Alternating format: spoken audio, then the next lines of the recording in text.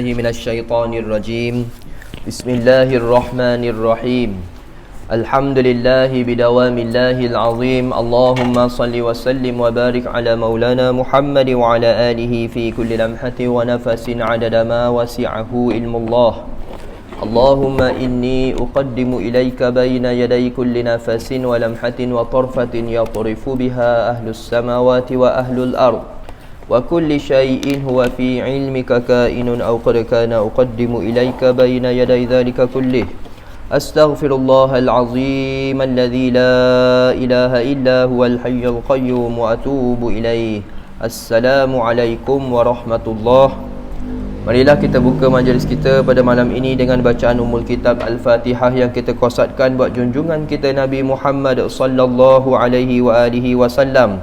Seterusnya buat ahli keluarga baginda Nabi, para sahabat Nabi, para tabi'in, tabi'in, para alim ulama, guru-guru kita, kedua ibu bapa kita, ahli keluarga kita, diri kita sendiri dan seluruh muslimin muslimat sekalian. Al-Fatihah. A'udzu billahi minasyaitonir rajim. Bismillahirrahmanirrahim. Alhamdulillahi rabbil alamin. Arrahmanir rahim. Maliki yaumiddin. Iyyaka na'budu wa iyyaka nasta'in. Ihdinas siratal mustaqim. Siratal ladzina an'amta 'alaihim ghairil maghdubi 'alaihim waladdallin. Yang dimuliakan Tuan Imam, Tuan-tuan Imam, Tuan-tuan Bilal, pengerusi serta AJK Surau Surau Baru, Surau Baru Kampung Sungai Boya.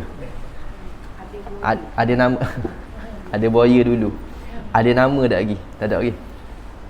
Tak ada nama lagi surau kita. Kampung je lah nama surau. Tak ada nama. Memang gitu je. Gitu. Orang kenal dengan panggilan tersebut lah. Kemudian pengerusi serta AJK Surau, pengerusi serta AJK JPKK serta muslimin muslimat yang dirahmati oleh Allah Ta'ala sekalian. Alhamdulillah, marilah pertama dan selamanya kita mensyukuri nikmat yang telah dianugerahkan oleh Allah Ta'ala kepada kita semua dengan sebenar-benar kesyukuran kepadanya. Marilah kita bersolawat ke atas junjungan kita Nabi Muhammad sallallahu alaihi wa alihi wasallam. Dan marilah kita istighfar di atas segala silap salah kita. Mudah-mudahan Allah Ta'ala mengampunkan dosa kita dan memasukkan kita bersama golongan yang beriman dan bertakwa kepadanya dunia dan juga di hari akhirat, insyaAllah. InsyaAllah pada malam ini kita sambung bicaraan kitab Misbahul Munir fi Ma'rifatillahil Qadir pada muka surat yang ketiga. Baris berapa ni? Bismillah lagi. Bismillah baru. Dah bila nak gerak kita, nak masuk puasa dah ni. Bismillahirrahmanirrahim. Qala Syekh Musannif rahimahullahu ta'ala wa nafa'ana bi'ulumihi fid daraini. Amin ya rabbal alamin. Telah pun berkata pengarang kitab. Bismillahirrahmanirrahim. Okey. Kita kena bergerak laju ni. Kalau bismillah ni tak gerak lagi tak boleh dah. Cuma nak sebut sini Ar-Rahman gini, kita ni kena feel bismillah, kena merasakan Bismillahirrahmanirrahim tu sama. Adapun orang yang beramal bismillah tanpa tahu maksud pun jadi, apa toh orang yang beramal ada maksudnya faham. Kita ambil gini je, dengan nama Allah, dalam segala benda kita buat semua dengan dia belaka. Sebab hakikatnya dia yang beri pada kita kekuatan, berikan kepada kita kehidupan ni. Dia adalah sumber segala-gala. Kekuatan kita, iradat kita, mendengar kita, melihat kita, semuanya bersumberkan daripada Allah. Itu. Maka bismillah. Ar-Rahman adalah Allah yang bersifat Ar-Rahman. Dia ni sifat dia maha memberi nikmat-nikmat kepada semua makhluk. Ni dipanggil dengan sifat Ar-Rahman ni, disebabkan Ar-Rahman tu hang tu lah alam ini berdirinya. Maksudnya kata makhluk-makhluk sama ada dia beriman ataupun dia derhaka pada Allah, baik jin, baik manusia, baik malaikat, baik syaitan, baik apa benda saja, dia beri nikmat kepada semua. Semua diberi nikmat. Yang kasar-kasar termasuk kita pun. Kita ada baju pakaian, kita ada harta benda, kita ada rumah, kita ada apa benda saja, keluarga dan sebagainya. Itu dengan sifat Ar-Rahman. Tapi dengan sifat Ar-Rahim, nikmat yang Allah beri hanya khusus kepada orang beriman. Atas dunia pun kita boleh rasa dah. Contoh dia beri nikmat iman. Hak ni yang mana membezakan orang beriman dengan orang tidak beriman adalah nikmat iman dia tu. Iman ni jangan kita anggap benda ni biasa. Tidak, jangan kita pelecehkan. Kerana sedikit, walaupun sebiji zarah iman, Allah pandang. Yang mana iman disebabkan sebiji zarah inilah yang akan menyelamatkan kita di hari akhirat esok-esok. Orang tu dia ni atas dunia dia derhaka. Maksud kata dok semayabang, tapi bila tanya dia, "Bapa begini perangai ni?" "Aku malah, aku tak dapat hidayah, aku tidak diberi kekuatan." Diberi banyak macam alasan. Malah tu. Tetapi dia beriman pada Allah. Sedikit pun dalam hati dia cukup untuk menyelamatkan dia di hari akhirat esok-esok dari kekal di dalam api neraka Allah. Allah pandang sungguh iman dia tu. Dan disebabkan iman inilah orang yang mana ulama dicerita bahawa ulama diberitahu kalau orang tu dia syahid. Kalau di belah kita ni kita dengar syahid, oh siangnya belah Palestin dengar syahid, dia akan buat kenduri. Dia akan sembelih kambing, sembelih unta, sebab ada di kalangan ahli keluarga mereka yang syahid. Siapa yang syahid, Nabi janji dengan hadis yang sahih bahawa dia akan dapat menyelamatkan 70 orang keluarga terdekat. Ulama kata bahawa 70 orang keluarga terdekat ni dia menyelamatkan orang yang confirm masuk neraka. Orang yang mana ahli keluarga dia ni syurga dah, tak perlu tidak memerlukan kepada syafaat dia. Mana kata 70 orang di kalangan ahli keluarga ni disebabkan ada iman, dia boleh selamatkan. Kalau orang tidak ada iman, di kandungan pun orang syahid ke macam mana, tidak akan dapat menyelamatkan. Hatta Nabi SAW juga tidak dapat menyelamatkan orang yang mana dalam hatinya tidak ada keimanan pada Allah. Maka iman ni sangat besar.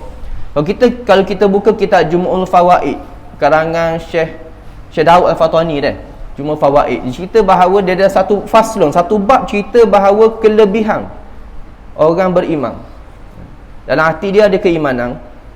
Kita ni mesti menganggap satu benda tu satu anugerah yang sangat besar, permata yang sangat bernilai dalam diri seseorang adalah keimanan pada Allah.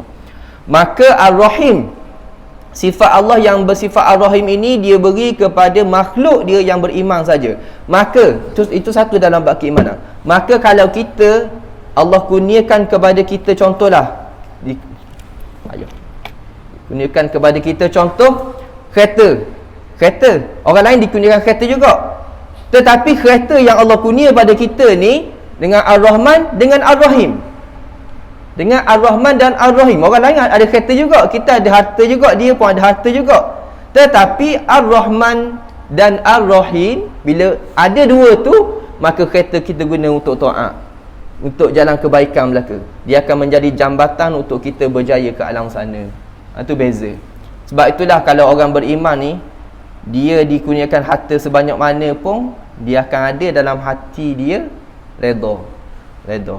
Redha ini, kalau orang tak ada redha, Allah akan dipanggil syirik khafi. Syirik khafi melayakkan untuk dia duduk dalam neraka, keluar balik. Sebab keimanan yang sebenar pada Allah tu masih ada. Cuma dia ni ada benda yang contoh tidak redha kepada Allah. Tapi dia beriman. Dia beriman tapi dia nak marah juga. Ataupun dia rasa apa orang kafir, dia ni tak pernah semayabang, tapi kita semayabang. Tak boleh harta sebanyak macam dia. Tak perlu petikai benda gitu. Kerana kita ada benda yang lebih besar daripada tu, iaitu dengan sifat Ar-Rahim Allah. Dia akan rasa cukup dengan apa yang ada tu, lebih baik berbanding yang ada banyak tetapi tidak cukup. Kecukupan tu adalah satu kebahagiaan. Bahagia itulah duduk dalam Ar-Rahim Allah. Duduk kepada orang yang beriman, dia beri kepada orang yang beriman. Dan yang paling besar, Allah akan kurniakan di hari akhirat esok-esok. Maka dalam segala benda kita buat, biarlah kita minta satu benda, Bismillahirrahman, dengan nama Allah. Apa benda yang dikurniakan kepada kita, benda yang atas dunia ni, Ar-Rahim. Ada Ar-Rahim, ada nilai keimanan di situ. Allah kurniakan kepada kita boleh duit berapa ringgit upah hari ni 1,000 contohnya, maka biarlah 1,000 itu dengan sifat Ar-Rahim juga, maknanya dapat dalam keadaan digunakan untuk jalan kebaikan. Dia beza. Kita bekerja, orang kafir pun bekerja, tapi pekerjaan yang kita buat mencari rezeki ni duduk di bawah bicaraan munakahat. Orang bukan Islam, orang kafir, dia duduk di bawah mana? Tak ada bawah mana-mana. Mereka tidak ada iman, maka tidak terkandung di bawah munakahat ke muamalat ke, tak ada belaka. Itulah nilai keimanan kita. Kita buat satu benda ada ada kualiti belaka. Maka sepatutnya kita ni patut ada satu cita-cita. Sekurang-kurang di kalangan kita ni boleh mengajak dalam hidup dia seorang untuk masuk Islam. Cubalah biar ada cita-cita tu sokmo. Kita ada kawan-kawan, biar boleh mengajak salah seorang kalangan mereka ni boleh masuk Islam. Sebab nilai Islam ni sangatlah besar. Mereka yang berkawan dengan kita, dia akan menyalahkan kita esok. Bapa dah ajak aku, mu tahu Islam ni, mu tahu iman, tapi mu tak pernah ajak aku. Maka biar kita cerita tu baik. Kita pun masuk. Alhamdulillahillazi amarna bima'rifatihi wa tauhidihi. Mana kalau nak tulis baris ni, biasa kalau bahasa Arab ni nak tulis baris tu, tulis baris belakang tu. Alhamdulillahi allazi amarna bima'rifatihi wa tauhidihi. Kat depan tu dia akan mengikut yang belakang lah biasanya. Tauhid, puji-pujian itu. Malam ni bab puji je kita ni. Kita sebut je bab puji . Sebut dah kan. Puji-pujian. Saya baik sebut dah. Kalau tidak malam ni bab puji je malam ni . Puji-pujian itu puji-pujian yang kita sebut itu tertentu. Kalau ada alif lam di depan, dipanggil kalimah ma'rifah dalam bahasa Arab. Dia ada dua, isim ma'rifah isim nakirah Isim ma'rifah, kita sebut benda tu, dia ada tertentu, dia ada tujuan, dia ada matlamat menuju ke arah, dia ada tujuan ke arah mana. Contoh malam, al-laili, malam ini. Kalau kata lailun, malam dia kenapa pasal malam ke malam dia tak tahu. Tapi kalau kata alif lam di depan, maka menjadi merujuk pada isim ma'rifah. Dia ada, kita tahu, kita boleh rujuk ke siapa subjek dia. Maka puji-pujian itu yang tertentu tu lillah, kepada Allah. Kerana apa? Kerana segala kepujian ini dia akan kembali kepada Allah semata-mata. Macam yang kita bilang yang lepas, puji makhluk, puji Allah kepada Allah, puji qadim kepada qadim. Allah memuji dirinya sendiri, maka dia puji dirinya sendiri, maka kepujian tersebut kembali kepadanya. Alhamdulillahi Rabbil Alamin. Firman Allah, segala puji bagi Allah, bagi dirinya sendiri, Tuhan semesta alam. Dia mengangkat dirinya. Kemudian yang keduanya, puji qadim kepada hawadith. Allah memuji makhluknya. Dia buat makhluk dia ni boleh buat taat, boleh bangun tengah malam. Disebabkan makhluk ni boleh bangun tengah malam bertahajud, maka dia berbangga dengan makhluknya yang sedang bertahajud itu di hadapan para malaikat. Saksikanlah wahai malaikatku, dalam keadaan mereka, orang ramai, orang yang dalam keadaan manusia yang lain sedang nyenyak tidur, dia bangun untuk beribadat kepada aku, maka aku hadamkan neraka kepadanya. Maka di situlah Allah berbangga makhluk dia di hadapan pada malaikatnya. Dan siapa yang boleh buat bangun? Kita ke? Jang. Jang headset. Ada jang dah zaman bila jang headset je lah ni. Kemudian tiba esok lain kali tu pula headset tak ada bateri. Dah lepas tu tak boleh nak bangun. Nak kata sini siapa yang membangunkan kita? Sudah pasti ialah Allah yang membangunkan kita dan memudahkan kita. Sebab itulah kita kena tahu bahawa kalimah la haula wala quwwata, tiada daya, tiada upaya, tiada daya dalam meninggalkan maksiat, tiada upaya dalam melakukan taat, illa billah, melainkan dengan dia belaka. Allah belaka. Kita nak buat taat pun dengan dia, buat maksiat pun dengan dia. Tapi ingat, dia suruh ke tidak? Tak suruh. Sebab tu kita belajar sifat 20 lagi, kita akan belajar dua sifat. Nampak sama tapi berbeza. Satu sifat kehendak, iradah. Yang kedua sifat kalam, suruh ataupun berkata-kata. Dua sifat ni, satu kehendak, yang kedua adalah suruh ataupun kalam. Kalam ni dia ada banyak maksud. Dia ada suruh, dia ada cerita, dia ada perintah dekat kalimah kalam. Maka Allah menyuruh kita buat baik, tapi kehendak dia atas kita buat buruk. Tu berbeza. Kita nak buat, Allah suruh dalam Quran suruh kita buat taat, tapi bapa kehendak dia atas kita buat maksiat. Dia ada sebab tu. Jadi hikmah belaka tu. Maka adakah kita patut berbangga dengan maksiat? Tidak. Sepatutnya kita rasa malu dan kita patut rasa takut. Takutnya takutnya kehendak Allah atas kita mati dalam keadaan begitu. Nauzubillah min zalik. Mitok jauh sokmo. Sebab kita dah tahu kehendak Allah atas kita ke mana. Bagaimana Barshisha banyak cerita. Barshisha, yang mana cerita Barshisha ni, dia ni ketaatan dia kepada Allah ni sehingga kan malaikat di langit tu dia melihat di bumi ni macam ada satu bintang. Bila mereka turun, mereka dapati tempat Barshisha sedang beribadah. Tempat baru. Barshisha tu duduk lagi. Dan Barshisha ni dia ada anak murid puluh ribu orang yang mana mendapat karamah yang hebat-hebat. Barshisha bin Bal'an kemudian nama dia, Barshisha. Cuma Barshisha ni, dia ini Allah kehendak dalam kehendak Allah Ta'ala ni, yang mana dapat dilihat masa tu, masa zaman Nabi Musa ni, kehendak Allah diletakkan dekat Lauh Mahfuz. Dekat Lauh Mahfuz ni adalah dipanggil dipanggil blueprint. Blueprint ni satu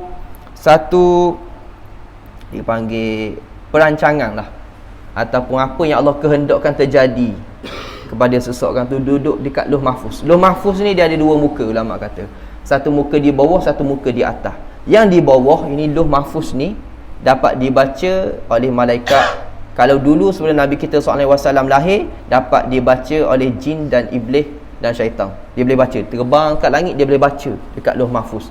Tetapi di atas, Allah saja yang maha mengetahui. Di bawah ni dia boleh berubah lagi.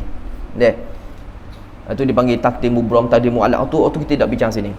Maka Barshisha ni, nama dia ditakdirkan di Lauh Mahfuz, dia ini akan mati dalam keadaan kufur pada Allah. Terkejut. Macam mana Barshisha boleh Allah Ta'ala kehendakkan begitu? Iblis dia pergi tengok, kata ni kok mana-mana pun kehendak Tuhan ada dah, tinggal usaha kita je lagi. Maka dia pun turun ke bumi, dia pun cari idea bagaimana nak buat. Kok mana-mana pun kita akan upang, mana-mana pun mesti akan dapat kita kok. Sebab kehendak dia sebut gitu. Maka dengan takdirnya, iblis ni dia dapat idea, dia pun duduk dia dalam surau tempat Barshisha tu, tempat beribadat Barshisha tu. Dia beribadat selama 3 hari 3 malam tanpa makan dan minum, tanpa meninggalkan tempat dia beribadat. Sehingga kan Barshisha mula, biasa dia beribadat, dia pun tengok bila ada orang ni, dia pun keluar buat hajat dia lah, sama ada hajat makan minum dan sebagainya, mandi. Balik semula tengok ada lagi, kata orang ni. Esok pula gitu juga beribadat, tak berhenti-berhenti. Sehingga kan hari yang ketiga, Barshisha pun memberanikan diri tanya, awak ni siapa awak ni? Saya sekian-sekian, nama sekian-sekian, reka tu.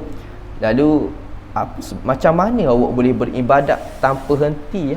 Saya tengok awak duduk sini 3 hari 3 malam tak geri beribadat. Iblis pun kata, awak tak akan dapat capai martabat macam saya beribadat. Sebab dia, Barshisha tanya, sebab awak beribadat dalam keadaan awak tidak pernah rasai maksiat Tuhan, maksiat kepada Allah. Saya dulu ni maksiat besar sangat, maksiat saya buat pada Tuhan, sehingga kan saya diberi kesedaran, saya pun buat ibadat. Maka ibadat saya rasa kemanisannya tu lebih hebat sehingga saya lupa untuk makan minum. Dia masukkan jarum. Lalu Barshisha tanya, dah macam mana saya nak rasa kemanisan beribadat begitu? Iblis pun kata, Kok mana-mana pun awak kena, kalau ikut cara saya ni, kena buat maksiat lah dulu. Maksiat, dah maksiat benda kena buat. Slow-slow. Maksiat benda. Yang pertama, bunuh orang. Bunuh orang macam mana? Jangan tu maksiat paling besar pada Allah tu, bunuh orang. Bahaya. Kena hukum mati pula kita. Baik, tak mampu. Yang kedua, zina. Jangan ngeropuan ni, kita minta maaf. Baik. Yang ketiga dan terakhir, tu je cara dia. Benda, minum arak. Macam mudah minum arak macam rengang. Maka dia keluar pergi beli arak, niat taat pada Tuhan. Siapa dia kalau orang teka-teki? Siapa dia? Dia buat maksiat, niat dia nak mendekatkan diri pada Allah. Basyisha ni. Tuhan buat begitu. Maka kehendak dia begitu. Sedangkan suruhan Allah tak begitu. Maka dia ni, Basyisha ni, dia minum arak, dia pergi ke tempat minum arak, kemudian dia mabuk, kemudian dia berzina dengan seorang perempuan, kemudian perempuan tu mengandung. Bila mengandung, Basyisha takut orang perempuan ni beritahu rahsia dia ni. Kemudian dia bunuh orang perempuan tu. Budak perempuan tu kena bunuh. Kemudian lepas dibunuh, dia tak tahu nak buat benda dengan mayat budak tu, maka dia pun masuk gali lubang, bubuh dalam lubang, dan iblis dia ambil peranan. Dia tarik, dia pegang kain budak puang tu, dia pegang, dan bila Basyisha gali, kain itu ada masih lagi bakinya dekat atas tanah. Gali kat sebuah batang pokok. Kemudian bila adik-beradik dia mari cari, tanya Basyisha kata tak tahu. Lalu mereka pun, sebab budak puang ni, cerita dia sakit. Iblis buat orang puang tu sakit. Kemudian budak puang ni, dia diberi amanah oleh abang-abang dia kepada Basyisha untuk berubat. Tinggal tempat tu. Maka disebabkan tu, abang dia cari Basyisha, mana anak adik aku? Dia tak tahu. Lari dah kot. Dia pun cari. Lalu jumpalah tempat Basyisha tanam. Dan mereka gali dan dapati adik mereka yang dikambus oleh Basyisha telah pun mati. Maka mereka pun lapor pada kerajaan dan Basyisha ditangkap. Kemudian dekat nak, bila dihukum, hukuman adalah hukuman bunuh. Maka iblis pun mari pula. Maka Basyisha pun kata, Tuhan selamatkan aku. Iblis pun kata, boleh. Nak buat mana nak selamatkan aku? Mu kena sujud pada aku. Tanda mengakui aku ni Tuhan. Maka Basyisha di keadaan tersebut, maka dia pun tanya, dah macam mana nak buat, saya kena ikat ni. Awak kenyit mata je. Kenyit mata, tanda awak mengakui saya ni Tuhan. Maka Basyisha dikenyit mata, serentak dengan itulah dia dihukumkan hukuman pancung, mati. Dalam keadaan tersebut, orang yang mana ahlillah, kita jangan ingat Allah tidak akan buat pada siapa-siapa saja. Tak.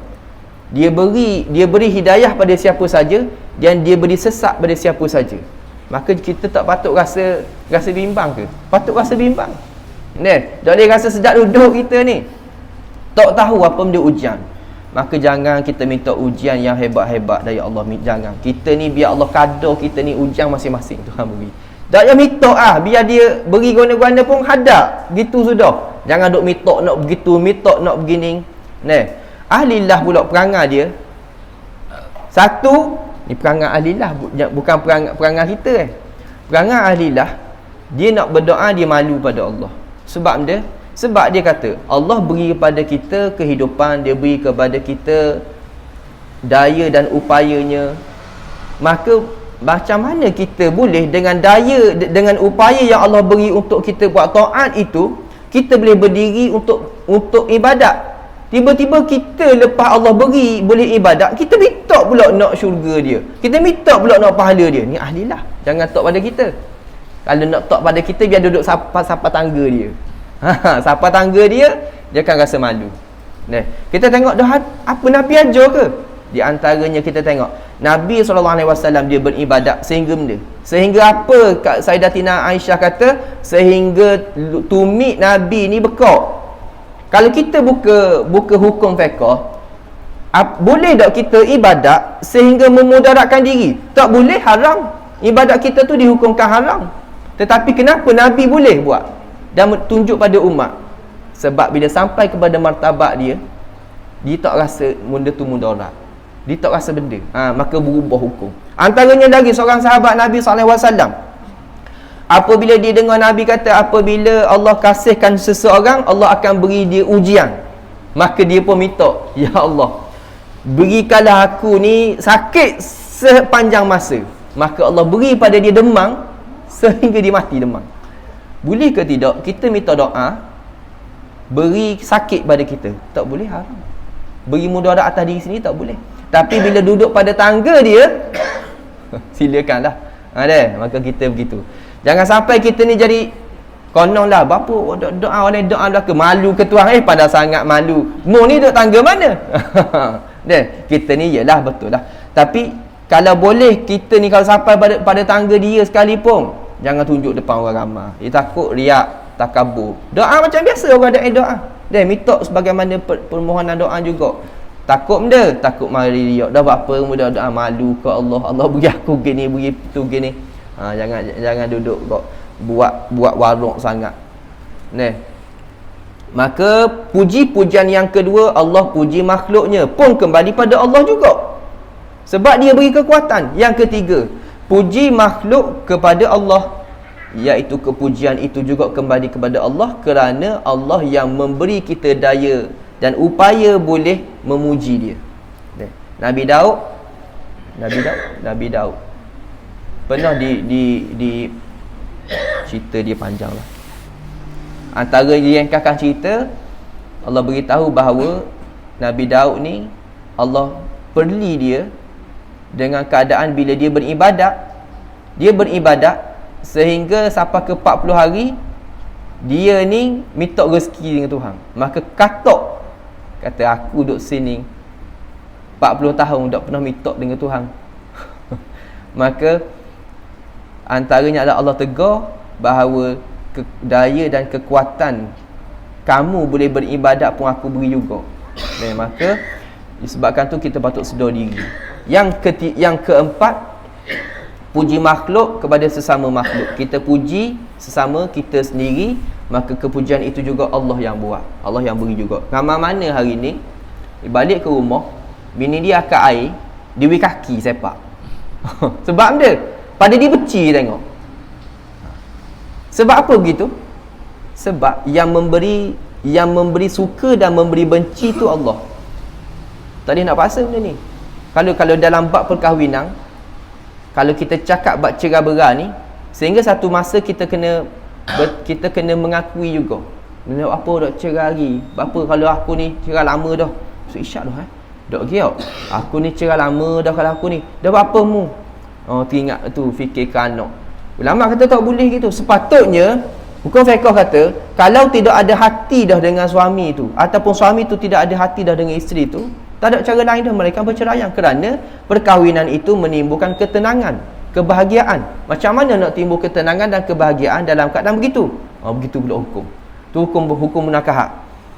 Tapi belah kita ni janganlah cerai-berai ni. Kalau boleh eloklah benda tu. Kerana orang lelaki ni dia boleh tiung puang tu.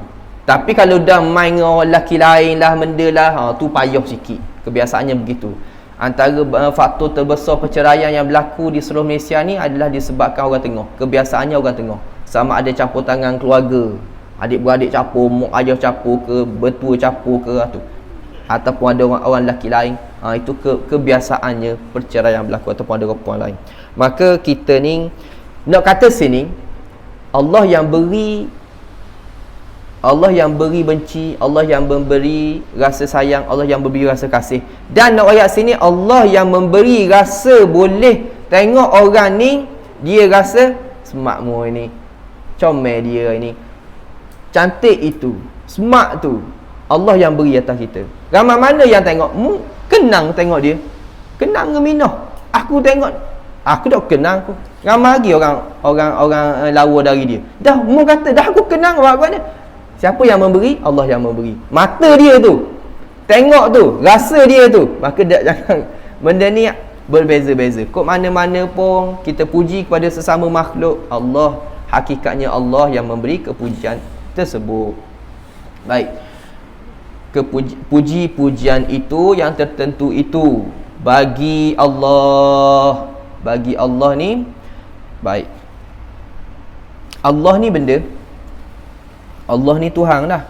Kalau kita masuk dalam ilmu akidah, kita kena ingat satu istilah yang dipanggil dua dalil. Satu dalil yang ijmali, satu dalil yang tafsili. Dalil ijmali, bila orang tanya Allah tu apa, Allah itu adalah nama bagi zat Tuhan. Nama bagi zat Tuhan. Allah tu Tuhan ke? Tak, dia tu nama. Allah adalah nama bagi zat Tuhan. Kalau orang belajar ni, orang belajar zikrullah, mula-mula kalimah disebut la ilaha illallah, la ilaha illallah, nafi dan isbat. Bila lama-lama kita tengok, dapati nak nafi benda, moga memang tak ada. Nak nafi benda lagi. Dan memang hati kita sentiasa isbat. Dia pun buang la ilaha, buang illallah dia zikir. Illallah. Isbat saja. Illallah. Akhirnya dia kata nak isbat benda lagi, nak kuat benda lagi, nafi tu tak ada. Allah sudah Allah. Bila Allah, sampai satu masa Allah tu nama. Mu nak nama ke mu nak Tuhan? Faham tak kita kabum dia? Mu nak nama ke mu nak Tuhan? Nak Tuhan. Dah Tuhan, sudahlah dia. Hu. Tu yang zikir tu. Huwa. Hu. Bila zikir kita kata huwa itu adalah kata ganti nama kepada Tuhan. Kita tak mahu nak kata ganti nama. Akhirnya tak nak sebut tak ada benda lah kita boleh sebut. Maka diam kita, itulah zikrullah. Dipanggil Allah itu disebati dengan kita. Barulah timbul bismillah dengan nama Allah. Dan kita di dalamnya, dia di dalam kita. Bukan masuk hulul ni. Hulul dalam Syiah ni lain. Allah masuk dalam kita, kita masuk dalam Allah. Tak ada. Kita bersama dengan dia dan dia bersama dengan kita. Bersama, B tu adalah bersama. Bukan bersama ni gua ni nak kata, bukan kita dan dia. Ma'a kita satu entiti, dua entiti, Allah satu entiti. Bersama. Tapi disebut bismillah, kita bersama dengan dia, kita dengannya, dia dalam kita dalam dia. Kalau kita nak syarah lebih lagi, kena pergi ke tasawuf lah. Dia sebab tasawuf ni dia ilmu rasa. Kita ni rasa-rasa dah sikit-sikit, tapi ni rasa atas ilmu dak sama lagi. Rasa atas ilmu ni rasa atas dalil. Berbeza dengan rasa dengan zauq. Rasa dengan ainul. Dia ada 3 tingkatan yakin. Satu ilmu yakin. Ilmu yakin dalam ilmu. Kita yakin pada Allah menurut ilmu. Dalam ilmu dia ada dalil. Apakah dalil adanya Allah? Maka dia ada alam ini. Kita ada alam ini adalah dalil adanya ataupun kewujudan Allah. Dalil kudrat kuasanya Allah, dalil kehendaknya Allah. Itu ilmu yakin. Naik ainul yakin. Ahlillah. Ilmu yakin ni orang awam macam kita semua. Dia kenal Allah, yakin dengan ilmu. Naik tingkatan yang kedua adalah ainul yakin. Ni bicara tentang tasawuf. Ainul yakin ini adalah yakin kepada Allah dengan pengalaman dia. Pengalaman. Bila orang tanya kita, apakah dalil adanya Allah alam ini? Kita pun tanya pula, dah kalau alam ni tak ada, apakah Allah tu tak ada? Kalau Allah ni ada, mu kata dalilnya, kalau dah Allah tu ada dalilnya alam ini, sekiranya alam ini tidak dijadikan, apakah Allah itu tidak ada? Esok-esok Dajjal mari menyerupa pula depan kita. Apakah dia mengaku kepada kita dia ni Tuhan? Maka apa dalil dia? Dia pun tunjuk tanda kekuasaan dia. Boleh menurunkan hujan. Dok kekuasa Tuhan boleh turunkan hujan. Boleh menghidupkan orang yang mati. Dok kekuasa Tuhan. Maka dia tu Tuhan. Kalau kita dalil saja, maka kita tak pasti selamat ke tidak masa alam, masa pada tempoh tersebut. Masa peristiwa tersebut. Tak tahu kalau kita ni hidup lagi. Maka kita mesti dengan ainul yakin, keyakinan yang ainul, keyakinan yang atas pengalaman. Ainul yakin. Hakul yakin ni atas pada tu lagi. Hakul yakin ini Dia tak nampak benda, melainkan nampak Allah semua. Nampak Allah sentiasa. Diri ni karam ataupun lebur ataupun tenggelam di dalam dunia ini. Dunia ni kan fana sementara, dan dunia ini dia binasa. Allah itu yang baqa', yang kekal, maka dia fana di dalam yang baqa' tu. Gitu. Baik. Tu tak pergi lagi kalimah Muhammadur Rasulullah. Muhammadur Rasulullah dia ada huraian pula situ. Kita pergi sesa insya-Allah. Kita beri ni muqaddimah secara umum dulu. Dia akan masuk kat lagi sesa. Kita akan faham apa yang kita muqaddimah ni secara sikit. Insya-Allah. Puji-pujian itu bagi Allah. Allah adalah nama bagi Tuhan. Zat Tuhan, nama bagi zat Tuhan yang wajibal wujud. Allah adalah nama bagi zat Tuhan yang wajibal wujud. Wajibal wujud ni benda, wajibal wujud ni wajib wujud. Ada wajib. Apa wajib? Wajib ada, tidak menerima tiada. Itu wajib. Wajibal wujud ini dia mesti ada, confirm ada. Yang kedua, lawan bagi wajibal wujud, hawadis ataupun dipanggil jaizal wujud, harus wujud. Siapa dia yang harus wujud? Kita makhluk. Apa benda harus? Menerima dua. Menerima ada, menerima tiada. 50-50. Sama banyak. Ada boleh, tak ada boleh. Macam gemalang ni, ada boleh, nak pergi siang pun boleh. Siapa yang mengadakan, siapa yang meniadakan? Allah. Maka harus ini terletak atas kita. Allah wajib. Ada dia itu, ada, tidak menerima harus. Sebab tidak ada yang menentukan dia ni ada ke dia ni tak ada. Dia ni ada, wajib. Menerima ada dan tidak menerima tiada. Yang kedua, Allah itu nama bagi zat yang wajibal wujud, yang bersifat dia. Yang bersifat dia tu, zat tu bersifat dengan sifat kamala. Habis itu. Bersifat dia Allah dengan sifat kamala, sifat kesempurnaan. Sifat kamala ni sempurna. Lawan bagi sifat kamala, naqais. Naqais ini lemah. Maka sifat lemah ni duduk pada siapa? Duduk pada makhluk. Maka kita pun boleh ambil definisi dah.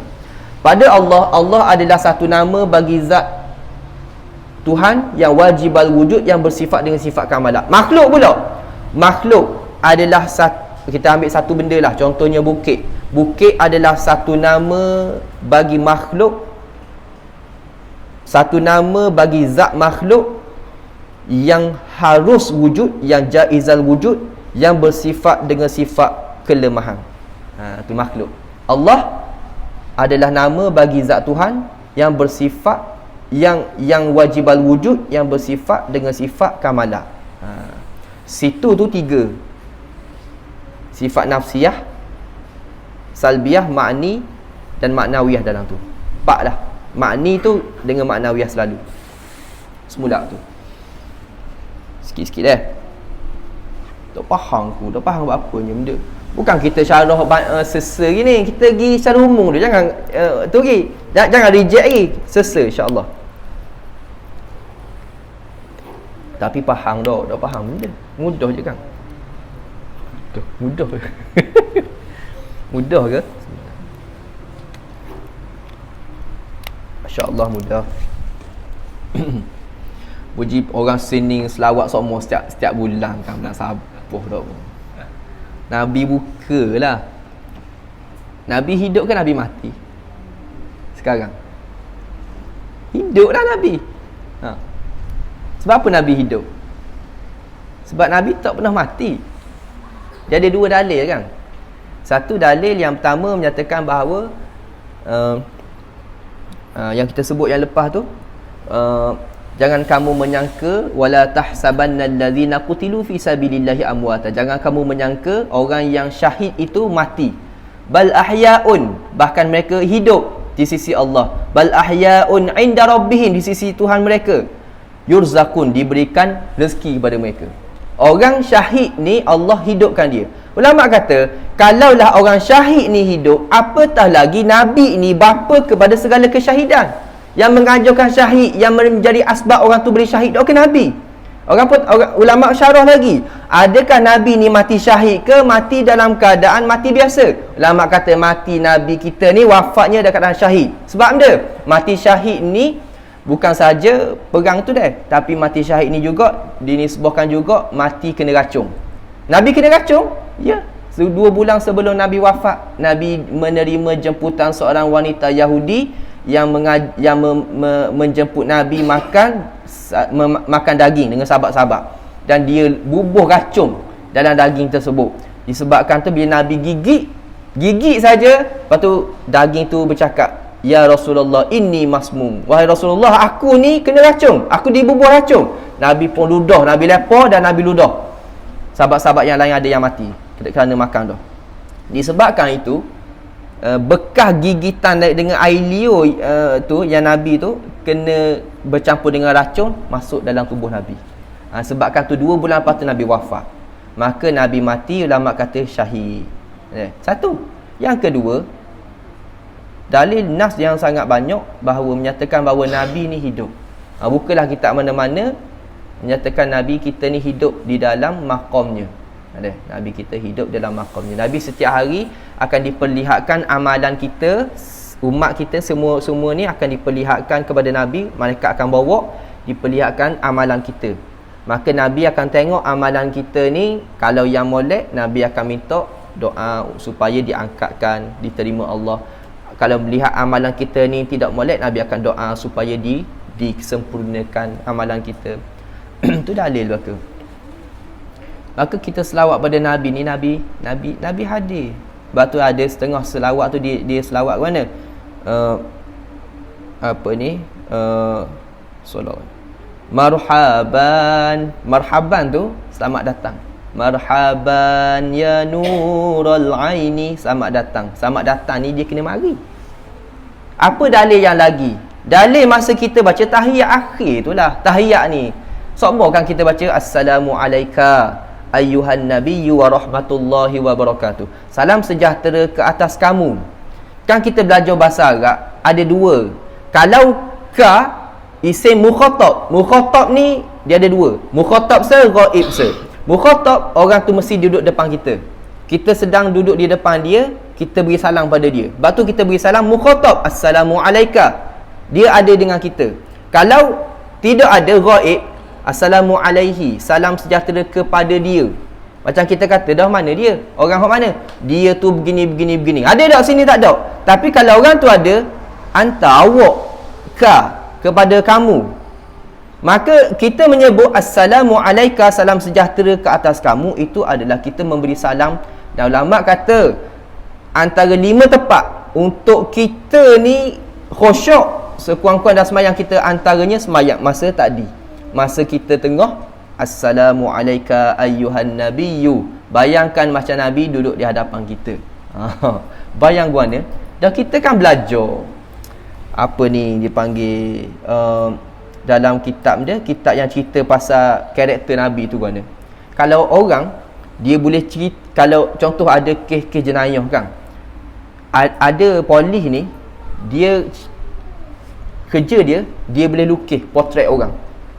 Lukis guana muka dia gini. Mata dia guana, mata dia sepek sikit gini. Belah kanan gini. Ada tai lalat mana-mana dak. Hidung dia guana gitu. Dia boleh lukis sehingga jelas muka orang stokor. Dan kita ni kalau kita lukis Nabi, kita boleh lukis sebenarnya. Tapi haram lukis. Sebab kita boleh gambar dah dalam kepala kita, muka Nabi guana, hidung Nabi guana, bulu kening Nabi guana. Ulama cerita sesa. Hatta berapa helayang ni, janggut Nabi ni, helayang janggut Nabi berapa? Sebabkan huruf surah Hud, janggut Nabi ni naik ubang. Berapa ulama?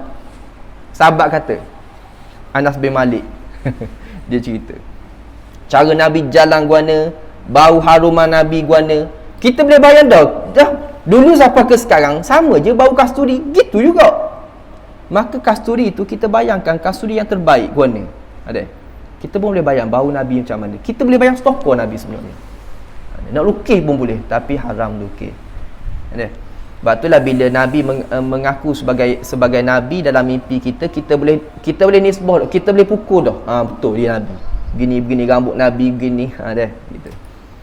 biar hidup, biar kita selawat tu, biar Nabi ni hadir. Barulah selawat kita tu bukan selawat yang biasa-biasa, dia akan jadi selawat yang sampai kepada Rasulullah SAW. Yang biasa pun dia cakap nak dah, sebut tanpa benda ataupun mari mulut malah aku nak makan, nak mari duduk belakang. Orang lain tengah selawat depan, habis dah makan. Boleh juga dia hadir saja, sekadar hadir tempat majlis selawat. Maka apatah kita selawat, kita hadirkan Nabi dengan kita. Ada puji-pujian itu bagi Allah yang menyuruh akan kita. Siapa yang suruh? Allah yang menyuruh.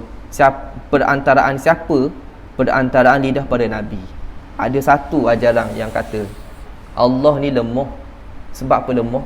Sebab dia berkehendak kepada Nabi nak sampaikan Islam. Kita dengar rasa aku cep-sau aku dengar. Tuhan ni, Allah ni lemah sebab dia masih berkehendak kepada Rasulullah untuk menyampaikan Islam. Dia tak boleh mari dalam keadaan dia zahir, mari sampaikan Islam, tak boleh. Kita dengar, betul ke tidak? Secara sepintas lalu macam betul. Kita kata gini, ada ilmu yang Allah beri secara direct, ada ilmu yang Allah beri secara perantaraan. Ilmu benda yang Allah beri secara direct, budak kecil, lepas dia, kita semualah masa kecil, lepas dia keluar dari perut mak, ada tak dia minum susu dengan telinga dah? Dia akan guna mulut. Itulah ilmu tu Allah beri. Mu akan lapar, bila mu lapar mu akan makan guna mulut, padahal lapar perut, apa dia masuk ke mulut. Dan kenapa benda tu sama belaka? Itulah ilmu, dia panggil ilmu tabi'i. Ilmu yang Allah beri, ilmu tabiat manusia begini-begini. Ada haiwan yang Tuhan beri, dia kalau anak kita dok sampai 8 bulan ke tahun dok dia jalan lagi, tapi dia 2-3 hari ataupun sekejap je, macam anak zirafah, 2-3 kali mak dia katok boleh bangun cokoh, lopak anak zirafah. Ilmu tu Tuhan beri. Tuhan beri ilmu berjalan tu. Dia tak jadi zirafah, dia tak jadi jalan ngesok macam geula, tak jadi begitu. Sebab ilmu. Maka itulah ilmu yang Allah beri tanpa perantara. Maka ada ilmu yang Allah beri dengan perantara bagi menguji orang, menguji kita semua. Nabi, Allah datangkan Nabi, sampaikan ilmu pada kita. Kalau Allah nak beri pada kita ilmu secara direct tentang agama ni, boleh tak? Boleh tak, masalah. Nabi SAW belajar tak? Tak belajar. Nabi dia beri ilmu secara langsung dari Allah. Lepas tu bila orang syarah, orang kata dah Nabi ni bila dia ni buta huruf, ummi. Bila ummi, kita dengan Nabi kita hebat lagi. Jangan main dia ada benda-benda gini. Sebab apa? Dah Nabi pandai menulis, tak anda. Nabi pandai baca, tak pandai. Dah mu pandai tak? Pandai. Dah hebat mu pada Nabi. Baik. Kita kena cari dalil. Apakah maksud ummi? Ummi ada dua maksud. Satu bermaksud tidak tahu membaca dan menulis. Yang kedua, ummi membawa maksud induk. Sumber bagi ilmu itu induknya pada Nabi. Macam kita belajar, kita ni bila orang tu reti dah, dia ni ada ilmu pada dia, maka dia perlu tak baca menulis? Tak perlu dah lah orang bijak dah.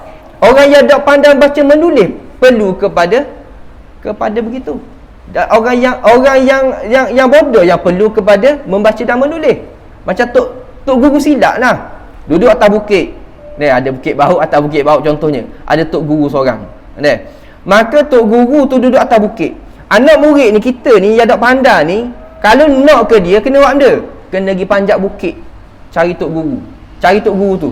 Tok guru tu duduk atas bukit, perlu tak panjat bukit lagi? Dan perlu moga dia tu pandai dah. Kita yang tak pandai ni perlu naik kepada dia. Bukannya dia yang telah berilmu perlu turun kita, tak perlu. Tu dipanggil membaca, menulis, mengira, itu semua adalah medium ataupun dipanggil perantaraan untuk kita mendapat ilmu sahaja.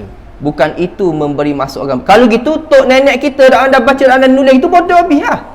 Dah dia dah pandai baca dan nulis, tapi apa dia boleh besar kita? anak sampai 5-16 orang, mulai ada besar ke kita Dulu kan gaji besar macam kita tak ada, cari makanan macam mulai ada. Maka mereka tu lebih hebat. Kalau orang-orang ke laut, dia pandai, dia baca angin gini, dia tengok gini, apa dak gitu turun ke laut. Budak tak tengok ke angin, tak tengok ke ombak. Guana kita ada buk turun je lah. Orang buat kita mana boleh. Nak pergi ngai pun orang tengok.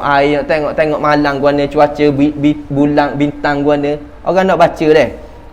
Itulah ilmu. Ilmu.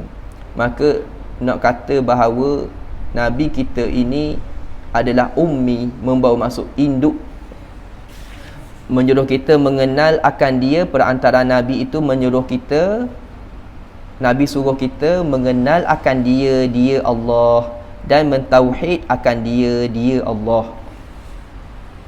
Mentauhid akan dia, mengenal dan mentauhid. Habis situ dulu, panjang situ.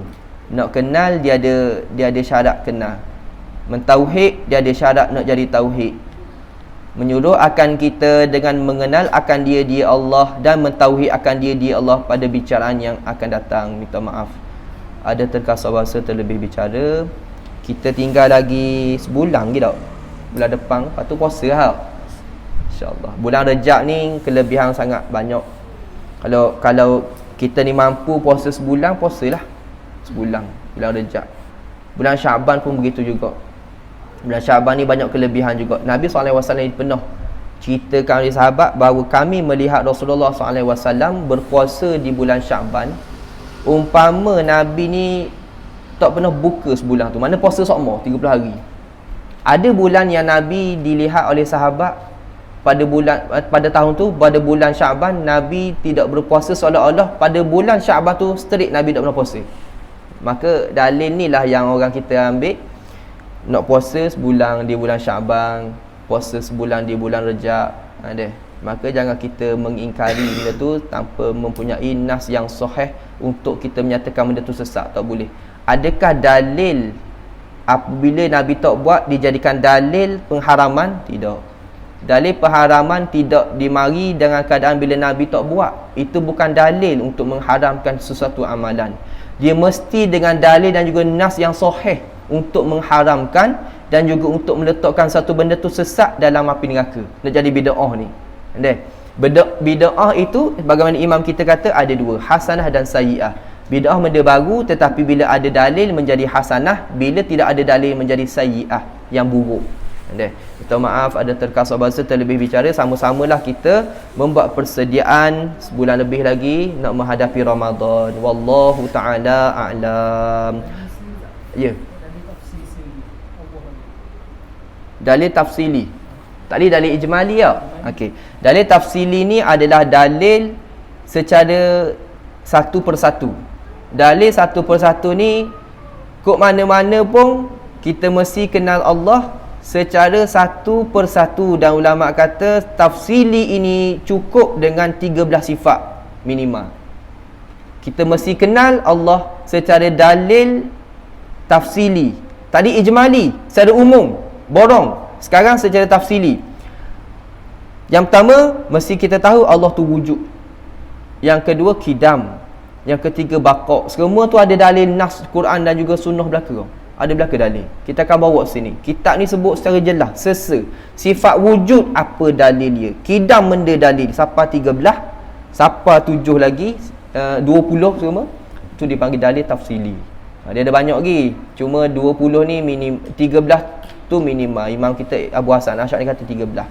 Ijmali macam yang kita bilang tadi kenallah kita dengan Allah Ta'ala. Wallahu ta'ala a'lam. Minta maaf ada terkasar bahasa, ada terlebih bicara. A'udzubillahi minasyaitonirrajim. Bismillahirrahmanirrahim. Alhamdulillahi bidawamillahil azim. Allahumma salli wa sallim wa barik ala maulana Muhammad wa ala alihi fi kulli lamhati wa nafasin adada ma wasi'ahu ilmullah. Allahumma faqihna fid din wa 'allimna at-ta'wil wahdina siratikal mustaqim. Subhanakallahumma wa bihamdika asyhadu an la ilaha illa anta astaghfiruka wa atubu ilaika. Amiltu su'an wa zalamtu nafsi wa i'taraftu bi dhanbi faghfir li fa innahu la yaghfiru dzunuba illa anta. Walhamdulillahi rabbil alamin. Assalamualaikum warahmatullahi wabarakatuh.